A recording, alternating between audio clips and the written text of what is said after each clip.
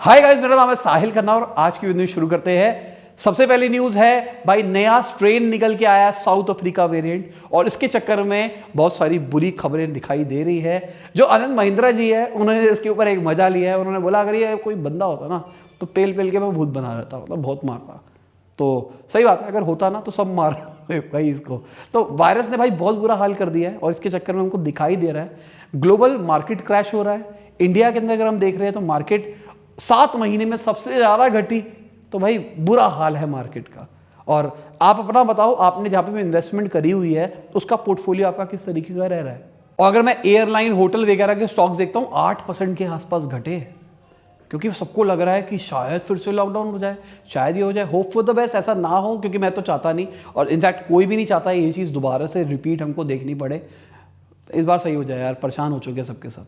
अगर आंकड़े का देख के चले तो इन्वेस्टर्स ने तकरीबन 7,45,000 करोड़ रुपया खोया एक दिन के अंदर। जो सेंसेक्स 1688 पॉइंट्स घटा है एक दिन के अंदर, तो भाई इतने करोड़ों का लॉस हो जाता है जब नीचे घटता है तो। और हर जगह बुरी खबर नहीं है। एक इंडोनेशिया की कंपनी है जो कि डेटा के ऊपर काम करती है, उन्होंने सबसे बढ़िया दुनिया का आईपीओ निकाला है 2021 का।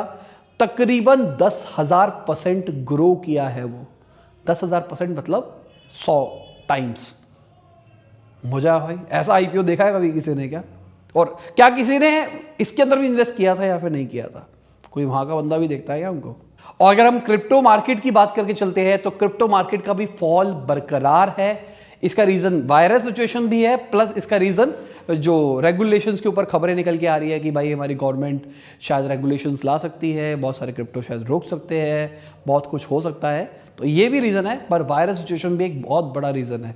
बड़े बड़े जैसे कॉइन है, स्टेबल जो कॉइन्स कहे जाते हैं, बिटकॉइन वगैरह जो बड़े कॉइन्स है वो भी घटे। अगर मैं पेटीएम के सीईओ की बात करके चलता हूं तो उनका मानना है कि भाई क्रिप्टो एक बहुत ही बढ़िया चीज़ है और ये मेन स्ट्रीम रहने वाली है आने वाले 5 साल के अंदर, उनको ऐसा लगता है। और अगर रेगुलेशंस आती है रोकने के लिए तो भाई किसी को कैसा भी लगे कोई फ़र्क नहीं पड़ता है। और अगर रेगुलेशंस नहीं आती है तो पेटीएम भी मुझे लगता है कि आपको शायद क्रिप्टो के अंदर दिखाई दे, शायद वहाँ से भी आप क्रिप्टो एक्सचेंज वगैरह शायद कर पाओ अगर गवर्नमेंट से कोई ढंग की पॉलिसी निकल के आती है तो। बाकी मुझे लगता है कि आने वाले टाइम में अगर मेटावर्स वाली चीज़ सक्सेसफुल रहती है, मेटावर्स वाली दुनिया होती है, तो वहाँ पर जो ट्रांजेक्शन होगी वो क्रिप्टो की फॉर्म के अंदर ही होगी और बहुत ही अच्छी चीज़ रहेगी, क्योंकि ट्रांजेक्शन चार्ज बहुत ज़्यादा नहीं लगता है। यहाँ पे हम बात करें इंटरनेशनल क्लाइंट से पेमेंट आती है, बहुत पैसा चला जाता है पूरे ट्रांजेक्शन के अंदर। बैंक चार्जेस में बहुत पैसा चला जाता है।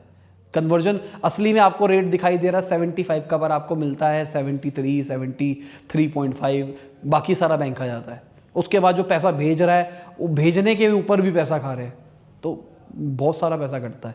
क्रिप्टो के अंदर ये चीज़ें नहीं होगी, रिलेटिवली आप कम पैसों के अंदर कर सकते हो और ऐसा हो रहा है, बहुत सारे लोग कर रहे हैं। पर इसको रोकने की गवर्नमेंट कोशिश कर रही है, क्योंकि इसकी वजह से बैंकों का धंधे खत्म हो जाएंगे ना। बैंकों को जितना भी फॉरेक्स का आ रहा सब दब जाएगा, फॉरेक्स रिजर्व ही नहीं आएगा लॉजिकली गवर्नमेंट के पास। जितना भी पैसा आएगा क्रिप्टो की फॉर्म में आया करेगा। बैंक गवर्नमेंट ट्रैक नहीं कर पा रही, शायद उस पर टैक्स भी पे ना हो। अगली खबर अमेजॉन की है और आजकल अमेजॉन का एक नया काम हो रखा है। जैसे CAIT अमेजॉन के ऊपर हमेशा इल्जाम लगाता रहता है कुछ ना कुछ, आजकल अमेजॉन फ्यूचर के ऊपर लगाता रहता है, फ्यूचर रिटेल के ऊपर। आपने ये कर दिया, आपने ये कर दिया। अब उन्होंने एक एलिगेशन लगाई है कि भाई आपने 11,300 करोड़ रुपया गायब किया है, डाइवर्ट किया है बेसिकली फ्यूचर रिटेल से दूसरी कंपनी के अंदर, जो कि इनकी पेरेंट कंपनी, मतलब जो इनके फाउंडर है वो ओन करते हैं, वहाँ से वहाँ पैसा गायब किया जा रहा है। जो इनके सप्लायर्स थे उनको एडवांस पेमेंट दी जा रही है इसकी फॉर्म के अंदर।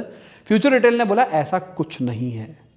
तो देखते हैं क्या होता है क्या नहीं होता इस वाले मुद्दे का, और रिलायंस क्या इसको ले पाता है या फिर नहीं ले पाता है। अगली खबर टाटा ग्रुप की है, तो ये अच्छी खबर है इंडिया के लिए, और अगर आप इलेक्ट्रॉनिक्स वाले बंदे हो तो उसके लिए भी।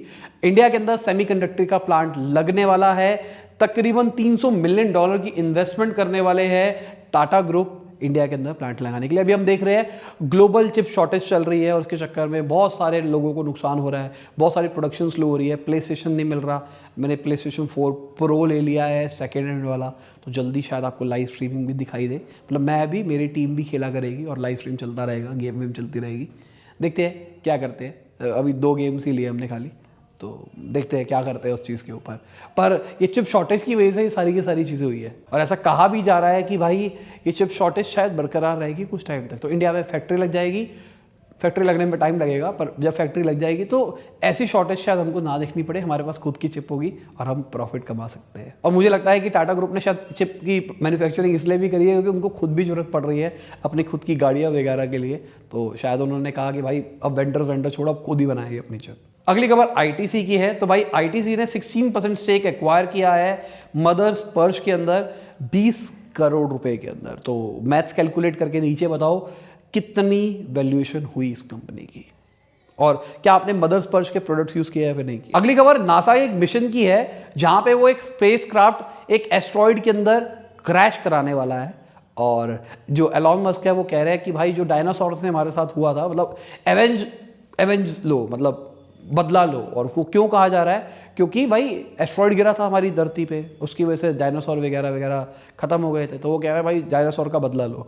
क्यों? क्योंकि हम भी स्पेसक्राफ्ट क्रैश कराएंगे तो हो सकता है वो भी खत्म हो जाए, पर ये भी तो चांसेस है, ऑल्दो बहुत कम चांसेस है, पर ये भी तो चांसेस है उसके अंदर भी लाइफ हो और ये मार के वहाँ के लोग को मार दे।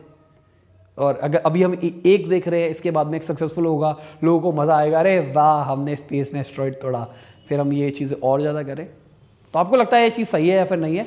ऑल्दो मुझे लगता है कि उन्होंने पहले से टेस्ट वेस्ट कर लिया होगा, अंदर लाइफ वाइफ के फॉर्म वॉर्म तो नहीं है, उनको दिखा होगा, तभी वो सोच रहे होंगे चलो पबजी खेल के देखते हैं, तभी वो शायद ही कर रहे होंगे। करोड़ों रुपए का बस एक पबजी का मिशन होने वाला है। अगली खबर एक रशिया की कंपनी है कैवियर। मैंने बहुत बार mister who is the boss है उनकी वीडियोज़ के अंदर इनके प्रोडक्ट्स देखे हैं, तो आज इनकी बिजनेस न्यूज़ थी तो मैंने कहा कवर कर देते हैं। तो उन्होंने क्या किया, टेस्ला की एक पूरी की पूरी गाड़ी को पिघला दिया, और उससे एक टेस्ला के जो फाउंडर है एलॉन मस्क, फाउंडर नहीं मतलब जो सीईओ है एलॉन मस्क, उनकी मूर्ति बनाई, और साथ में उसके कुछ पार्ट्स को यूज़ करेंगे आईफोन बनाने के लिए, आईफोन के अंदर डालेंगे, तो भाई ठीक है, और वो आईफोन बेचेंगे, फिर आपको दिखाई देगा mister who is the boss वही वाला फ़ोन लेके आएंगे, ये मेरे को कैवियर ने ये फ़ोन दिया है, ये एक अमेजिंग फ़ोन है, ऐसा कैसा।